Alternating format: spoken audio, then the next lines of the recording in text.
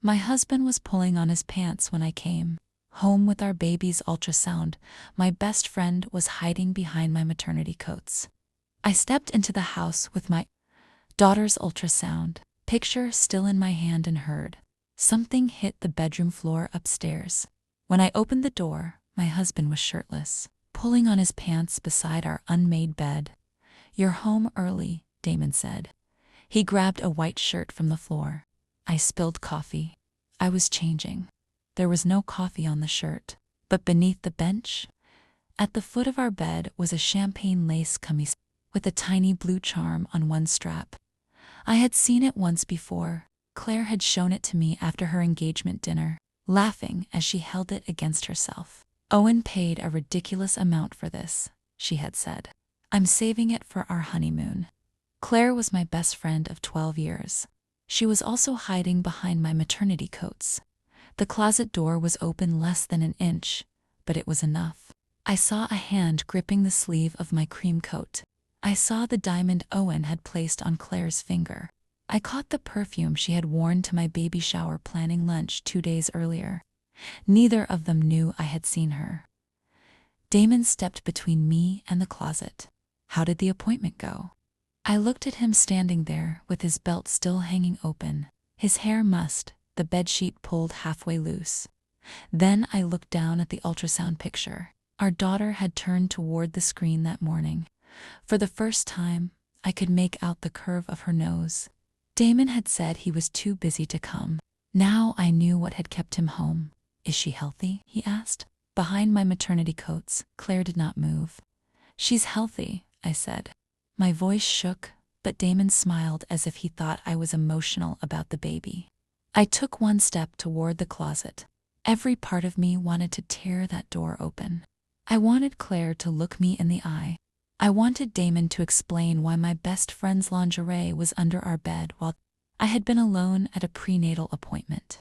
Then I saw Damon's phone on the mattress. Claire had hers in the closet. If I exposed them now, they would delete messages, call it a misunderstanding, and agree on a story before I even reached Owen. The only advantage I had was that they thought I knew nothing. I pressed a hand to my belly.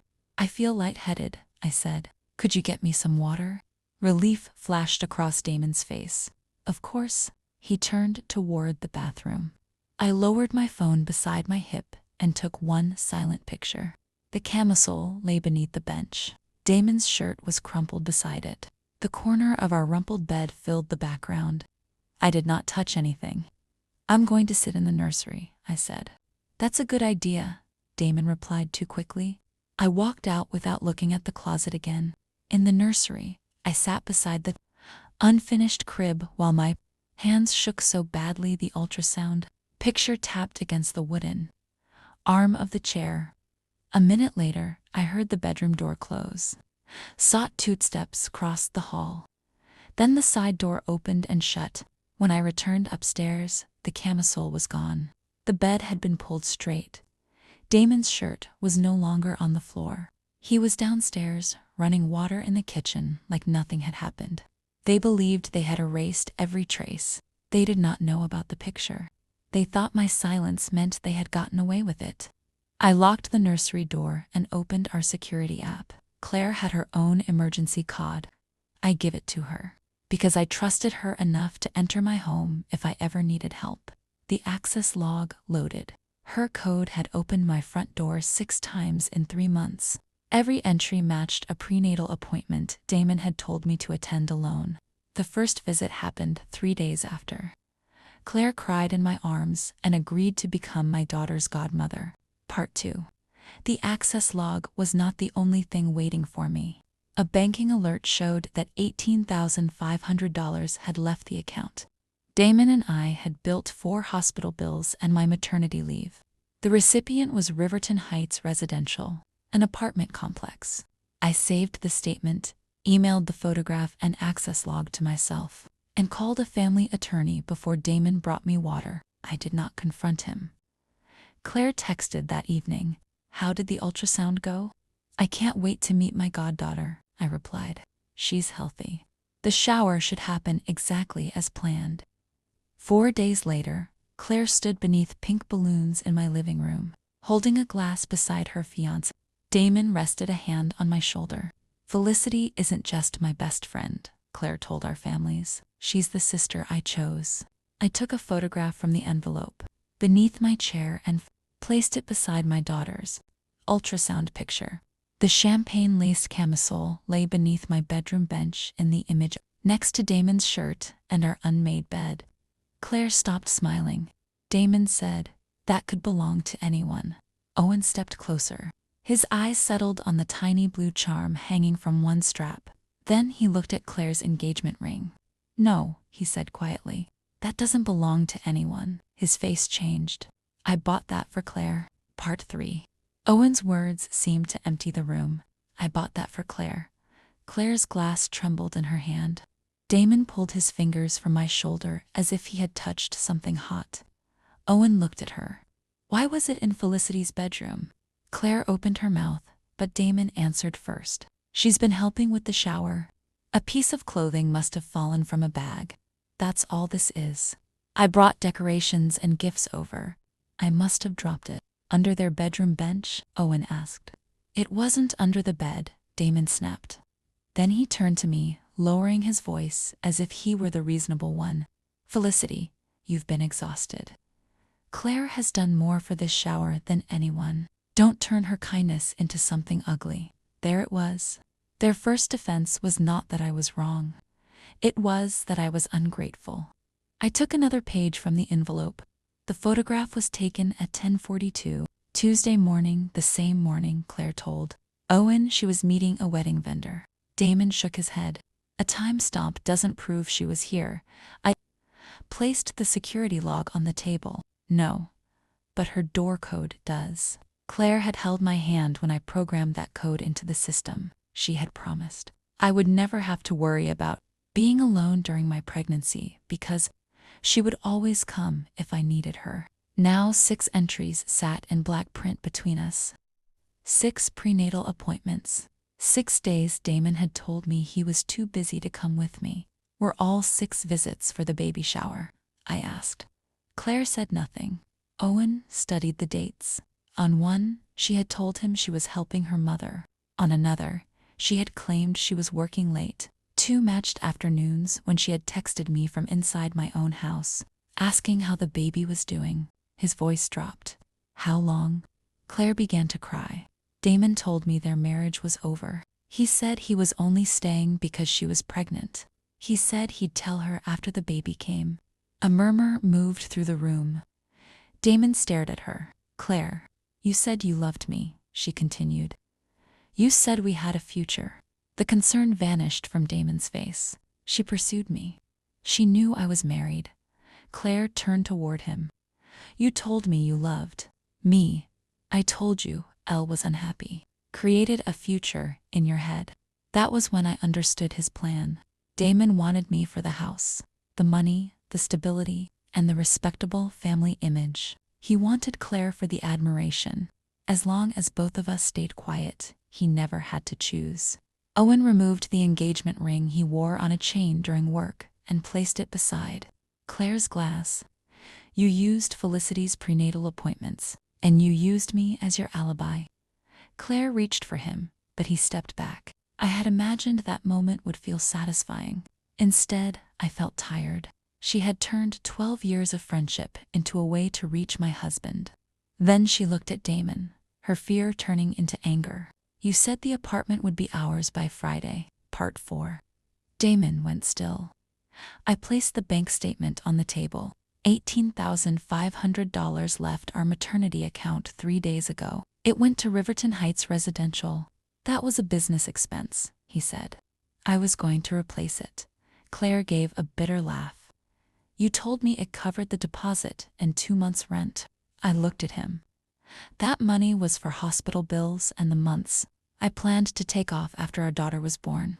Damon opened his mouth, but Claire spoke first. "You said it didn't matter, because you'd sell this house." His head snapped toward her. "Stop talking." I kept my eyes on him. "You promised her my house." Damon's jaw tightened. "We're married.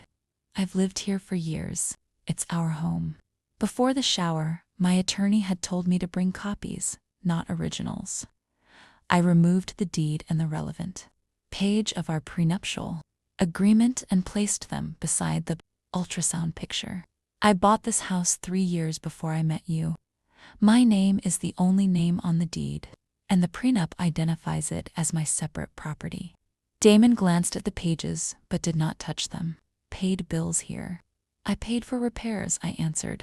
Anything you are legally entitled to claim will be handled legally, but you cannot sell this house. Claire looked from the deed to Damon. He had promised her a future built with money from a home he did not own. For the first time, she seemed to understand that she had not been the only woman he had lied to. You mistook being invited into my home for owning it, I said. His face hardened. Fine, keep the house. I built my company without you. That lie hurt almost as much as the affair. When Damon's company nearly failed during its first year, Elle lent it $120,000 from money I had earned before our marriage. It was not a gift. He signed the note, his accountant recorded the debt, and the company made payments until the previous year. I placed the loan statement on the table. $74,000 is still outstanding. You didn't build a life without me, I said. You built one on money you still haven't paid back. Every story Damon had told Claire collapsed at once. He had said I depended on him. He had said the house was his to sell. He had said his company made him wealthy enough to begin again. He stepped closer. You're humiliating me in front of everyone. No. I gave you 4 days to tell the truth. You used them to stand beside Claire and prepare another lie. His eyes dropped to my stomach. Our daughter needs a father. She will have the chance to know her father, but you no longer get to use her as permission to remain my husband. The last guests began collecting their coats. No one touched the cake. Owen left without Claire, and she ran after him, begging him to listen. Damon waited until the door closed. It was a mistake. I shook my head. 6 uses of her door code were not a mistake. An apartment was not a mistake. Taking money from our daughter was not a mistake. You destroyed our family. I looked at him. You already did. Part 5. That night, Damon checked into a hotel. I did not throw his belongings onto the lawn or change the locks while he still had legal residency in the house. My attorney arranged a temporary agreement, and Damon moved into a furnished rental the following week. Only then did I change every code and remove Claire's access permanently. The financial fight took longer.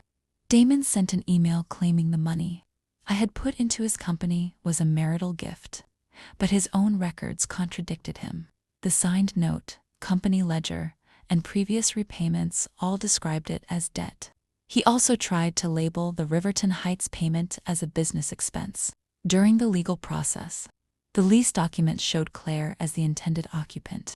The apartment deposit was addressed in our settlement, and Damon's company continued repaying what it owed me on a revised schedule. I did not take his company. I did not need to. I only stopped allowing him to build his success on my silence. Claire wrote to me twice. The first message said Damon had lied to her. The second said she had never meant to hurt the baby. I answered once, Damon lied to you. You still chose to lie to me every time you asked when my next appointment was. Owen ended their engagement. Claire waited for Damon to move into the apartment with her, but he never did. According to her last message before I blocked her, Damon blamed her for mentioning the house and the money at the shower. The man she betrayed me for abandoned her the moment protecting her became inconvenient. That knowledge did not restore our friendship. It only confirmed that Damon's promises lasted while they benefited him. The hardest part was removing Claire from the life I had imagined for my daughter. I deleted her as my emergency contact, returned the godmother bracelet I had ordered, and packed away the gifts she had bought for the nursery. Some nights, I remembered her crying when I asked her to be part of my child's life, and I wondered which tears had been real. My therapist told me grief did not become smaller because the person who caused it had behaved badly, so I let myself grieve. I started taking a few design clients again. My sister came to appointments with me. I finished the nursery slowly, choosing each piece because I loved it, not because it matched the picture of a perfect family I had once tried to preserve. Our daughter was born healthy 8 weeks later. Damon met her at the hospital and cried when he held her. But I did not mistake his love for her as proof that I should take him back. We created a parenting schedule through our attorneys. He could be her father without controlling my home or my future. When I brought my daughter home, the house felt quiet, but it no longer felt false. A few weeks later, I opened the bedroom closet. The maternity coats were still hanging there. Behind them was the dark space where Claire had hidden, believing my trust would protect her. I took the coats down one by one and placed them in a donation box. Then I hung my daughter's first little winter coat in their place. I had once believed she needed a family that looked whole from the outside. I was wrong. My daughter needed a home where love never required a woman to pretend she had not seen the truth.